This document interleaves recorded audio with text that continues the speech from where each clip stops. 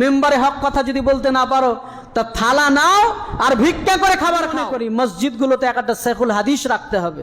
জুমার খুতবা অনেক বড় একটা মাধ্যম দাওয়াতের। যে আকীদা বোঝে না, যার মানহাজ ঠিক নাই, যে হাদিসের সহিহ যায়েফের মানদণ্ড বুঝে না, ও ইমাম সেজে বসে আছে। গোল আলু হয়ে থাকে ইমাম সাহেব, কিছু বলবে না।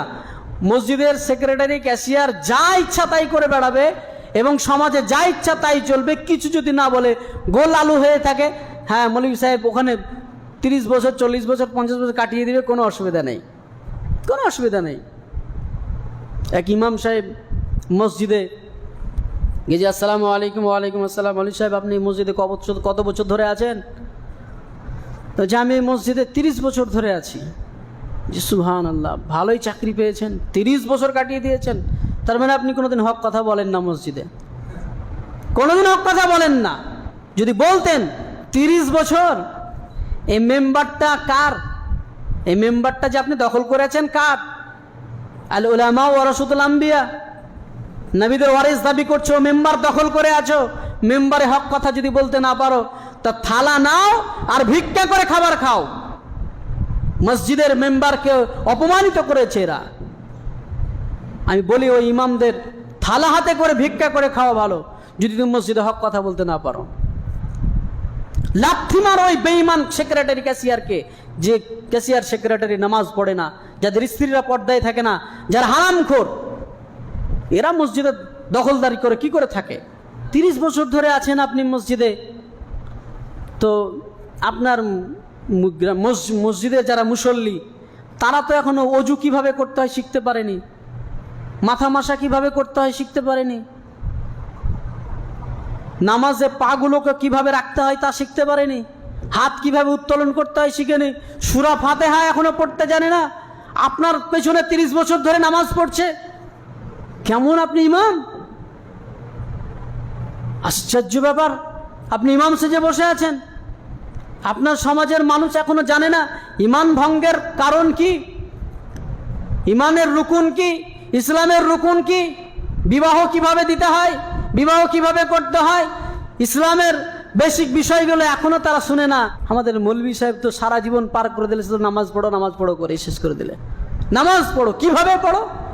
বিবাহ করো, বিবাহ করা সুন্নাত, কিভাবে বিবাহ করতে হবে? অজু করো, কিভাবে অজু করতে হবে? এইসব নাই। আল্লাহ আমাদেরকে ইমাম নির্বাচন করার তৌফিক দান করেন। ইমাম যদি সঠিক নির্বাচন না হয়, যদি গাদ্ধা একজন বসে থাকে মসজিদে, না আছে তার কোরআন শুদ্ধ পড়া, না আছে হাদিসের সম্পর্কে কোনো জ্ঞান, না আছে আকীদার বিষয়ে কোনো জ্ঞান, ইমাম সেজে বসে আছে। মসজিদ, আমি মনে করি মসজিদগুলোতে একটা শেখুল হাদিস রাখতে হবে, যারা মানুষদেরকে প্রকৃতপক্ষে ইসলাম শিক্ষা দেবে, যেখান থেকে মানুষরা ইমান শিখবে। জুমার খুতবা অনেক বড় একটা মাধ্যম দাওয়াতের, অনেক বড় মাধ্যম। যদি এই মাধ্যমটা যদি বাতিল হয়ে যায়, মুসলিম সমাজ ধ্বংস হয়ে যায়। আজকে মুসলিম সমাজের ধ্বংসের মূল কারণ হচ্ছে এই মেম্বার থেকে হক কথা বন্ধ হয়ে গেছে। ইমাম সাহেবরা মসজিদ মেম্বার থেকে হক কথা বলে না, মানুষের কাছে সঠিক দাওয়াত পৌঁছায় না, এর জন্য অযোগ্য ইমাম রেখেছে। সমাজের মানুষ মনে করে শুধু বিবাহ পড়া, জানাজা পড়া, এই দুটো ঠিক থাকলেই হলো। জানাজা যেন পড়াতে পারে, নামাজটা কোনো রকম পড়াতে পারে, তাহলেই ঠিক আছে, আর কিছু লাগবে না। এর জন্য অযোগ্য ইমাম রেখেছে। মসজিদে এখনকার মসজিদগুলো কত উন্নত মানের, টাইলস বসছে, এসি বসছে, চকচকে ঝকঝকে, লক্ষ লক্ষ টাকা, কোটি কোটি টাকা খরচ করছে। আর এরকম একটা মসজিদে অযোগ্য ইমাম বসে আছে, যার কোরআন পড়া শুদ্ধ নাই, যে আকীদা বোঝে না, যার মানহাজ ঠিক নাই,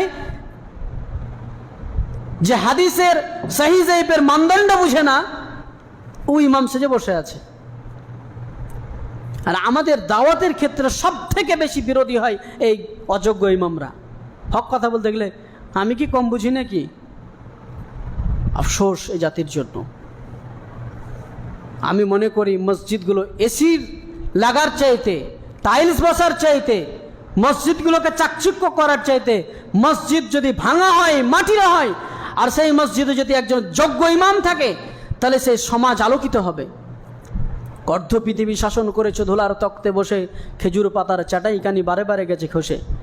নবীদের জামানাতে মসজিদগুলো ছিল মাটির, মানুষগুলো ছিল সোনার। আর আমাদের দেশের মসজিদগুলো হয়েছে চাকচিক্য, কিন্তু মানুষগুলো হচ্ছে শয়তান মার্খা, ইবলিশ মার্খা।